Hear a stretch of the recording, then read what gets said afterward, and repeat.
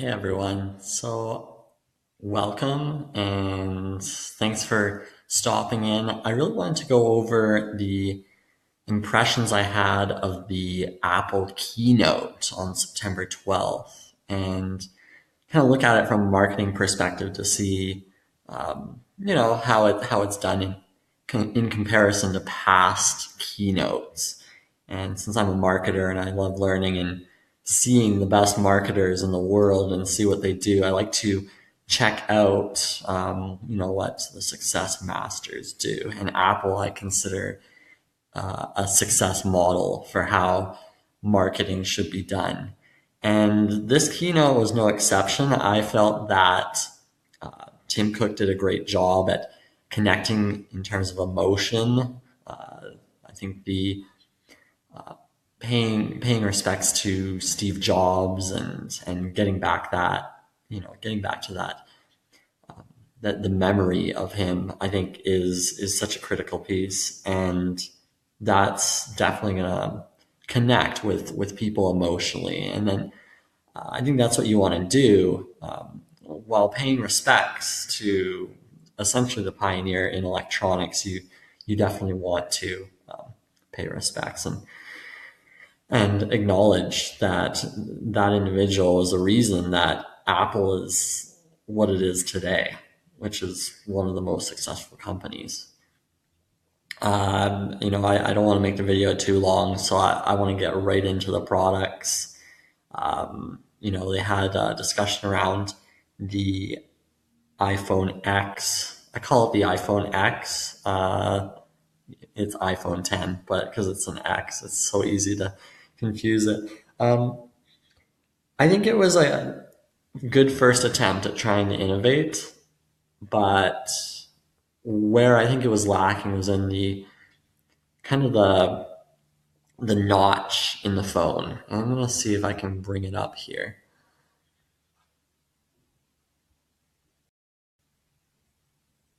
So here we go. The iPhone X, iPhone 10. So this little notch here, what I find about this in terms of a design aspect and perhaps maybe one of the barriers to a successful product is the fact that it does not make the screen an entire rectangle. It cuts out a portion of the screen, which affects your viewing. So if you're watching a movie, then it's affected by that notch. So I think from a user experience perspective, this is a serious flaw in the design. I realize they wanted to have Face ID, which I think is an innovative product to have in a phone. But I think what they should have done is maybe approached it kind of similar to how Samsung did the Galaxy S8 and the Galaxy Note 8, was to have, the entire screen and not affect the screen's kind of fluidity. I mean, the rest of the phone is so uniform, and then to have this kind of up top, it's just like another, it's like a small imperfection in what would be an otherwise brilliant phone. Um, I like the fact that they got rid of the button, the touch, because honestly, that button, I just was pulling my hair out trying to figure out why that button was there. So I'm really happy that they got rid of that.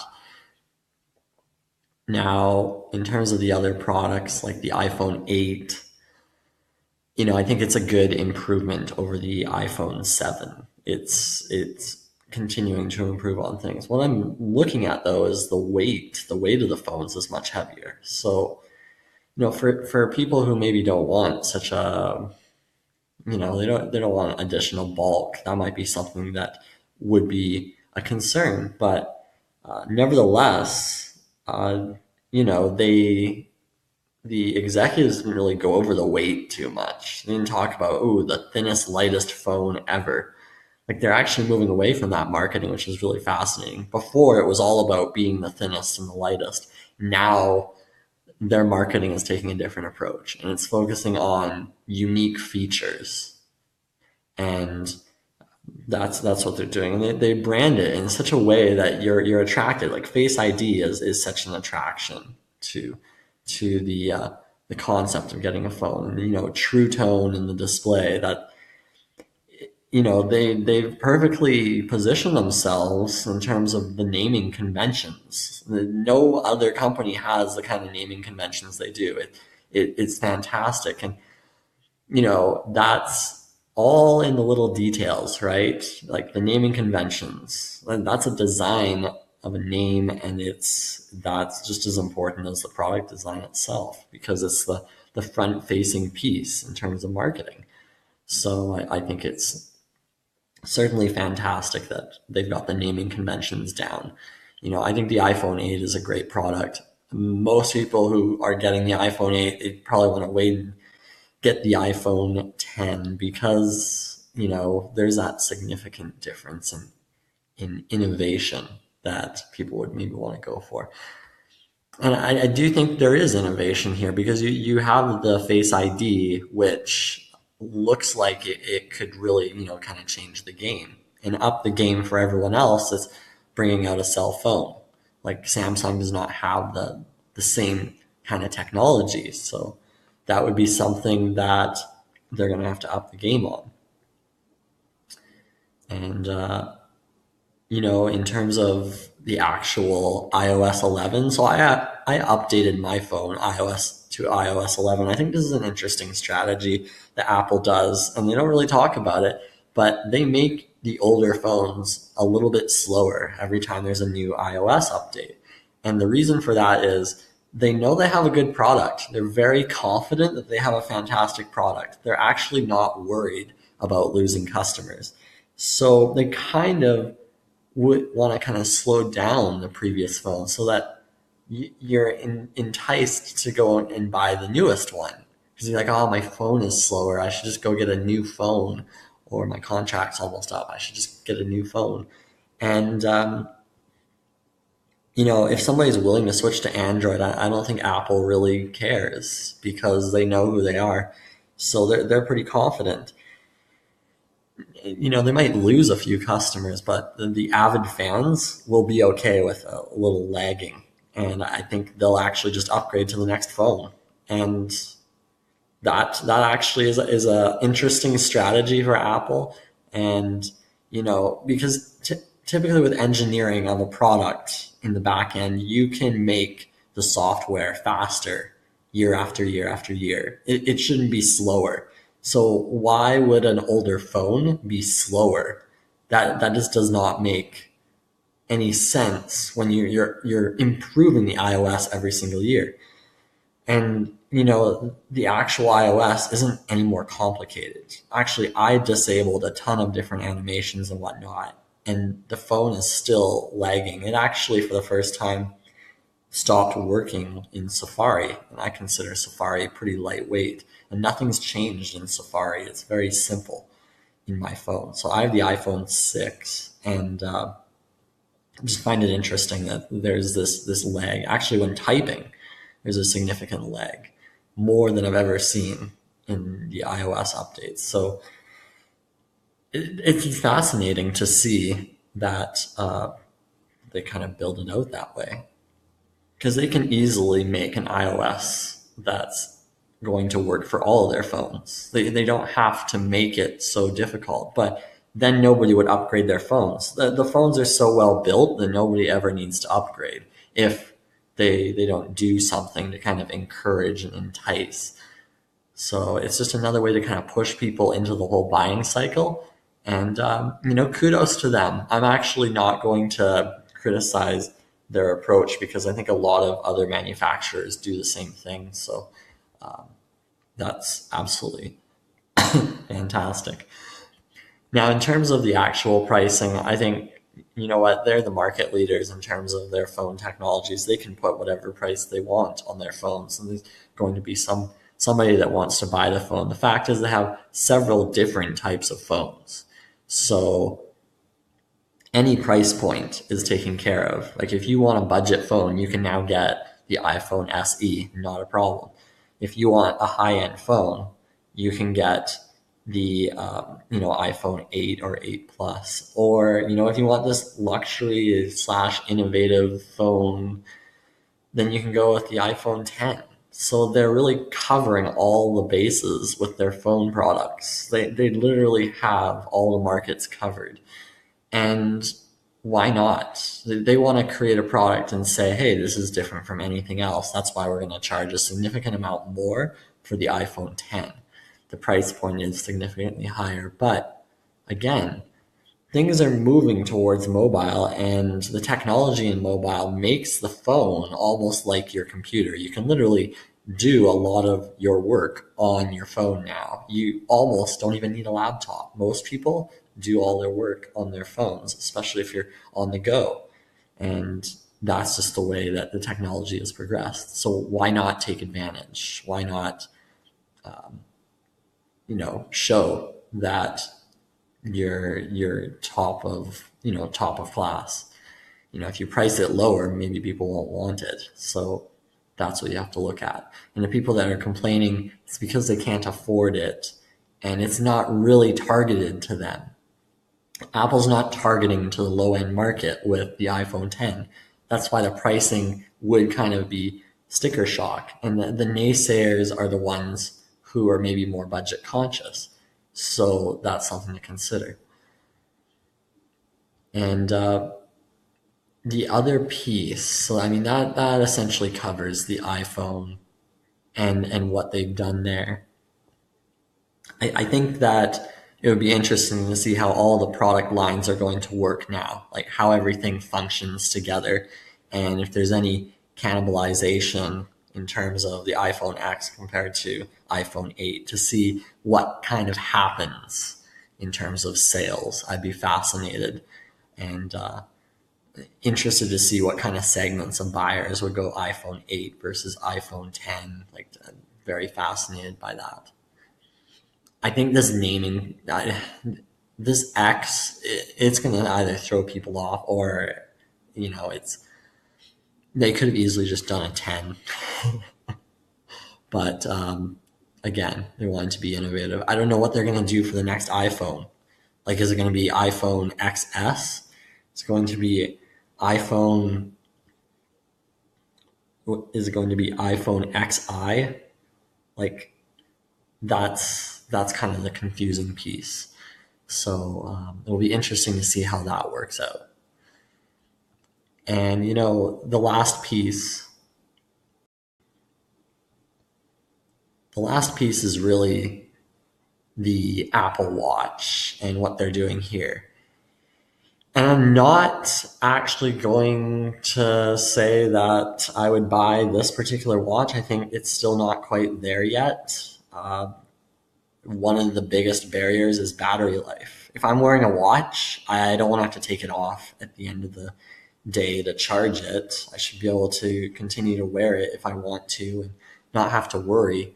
But the fact is, it's another item that I have to charge, another item that I have to deal with.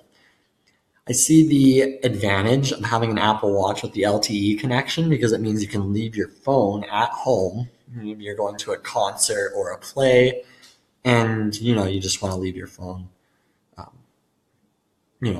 by the bedside table, and you don't want to have to carry it around. Well, with this LTE in your watch, you can now do calls and whatnot. So that is an interesting approach. I think they're not first to market with LTE in their watches, so I hope that they've fine-tuned it so they're definitely the best. They should be aiming for that. But I think because it's the first iteration of the LTE, I would not recommend getting the LTE. I think they can optimize it a little bit better over the next few iterations. So I could see the Apple Watch improving. I'm disappointed that the casing of the watch has not changed. They should actually be trying to make it thinner by now. You're talking Series 3, it should have gotten a little bit thinner. But in terms of design, it's a very slick watch. I'm impressed with the look and the feel of it. It's just, I think they can take it to the next level. Does it have to be, that thick? And if it is that thick, why is the battery life, so much higher than it should be? So I think In terms of the technology, it is improving every time. And, as far as a sports watch is concerned, I just don't see that being logical unless you're just doing basic activities. But once you put the GPS on and you're doing the workouts, then you run into an issue with the battery life. And then you're only going to get 5 to 10 hours if you're lucky. So then it doesn't really become a watch. It becomes almost like an iPod Nano. And that's essentially what we're going back to. It's an iPod Nano with a strap, and that's essentially it. Now it has like a calling connection. It's interesting. They're just repackaging it in a different way, so it's actually a watch now. And it makes sense. Imagine if they had the iPod Nano still. I wonder which one would do better. I think the price point is fair because there's a lot of technology behind it. And the starting point for the Series 3, $400 to $500. That's reasonable. If I look at other watches with incredible technology, some of the high-end sports watches by Garmin, they run up to $700 plus. So you know what? It's definitely it's a fair price point. I don't see any issues with it. And I think the thing about the watch is I don't know if it's really kind of found its stride yet. I think people are kind of hesitant to be wearing something on their wrist. It's just not something that people are going back to. Like if you can have one device in your pocket to take care of many different things, that would be the item. Like for me, I browse on my phone. And the screen is big enough so that I can browse on my phone. Would I be browsing on an Apple Watch? Unlikely. So I think that's where the disconnect is that most people are using their phones for computing needs. They're not using it for calling, and they're not using it for little small activities. Like it's essentially unnecessary to have the Apple Watch. It's not a critical piece, but a phone is. Because, I can't browse on my Apple Watch, so I still need something to browse with. I still need something to, respond to messages on, do business and whatnot. So the phone actually covers everything that's needed. The Apple Watch does not cover everything that a phone does. So it's not quite there yet. I should be able to browse easily without any strain. So, if you like the new technology, I'd definitely check it out and see if it's right for you and see if you'd enjoy it. But again, it's not a necessary piece in your digital device repertoire. And you know what? The latest one, the last update here was to Apple TV. So with Apple TV, they added in 4K. I think that's a fantastic approach. Might as well stick with the technology. And you know what? I think it's good. The price is right, and I think it's a fantastic product. I don't have a TV, so I'm not even going to talk much on this. I don't have the ability to talk about this, to be honest. But to have a box that connects to the TV and to do 4K streaming, that seems to be big for a lot of people. And I think it's good they're doing that. I kind of wish that by now they had an actual full-on TV in the market. Like it just doesn't seem like it's something they were wanting to get into.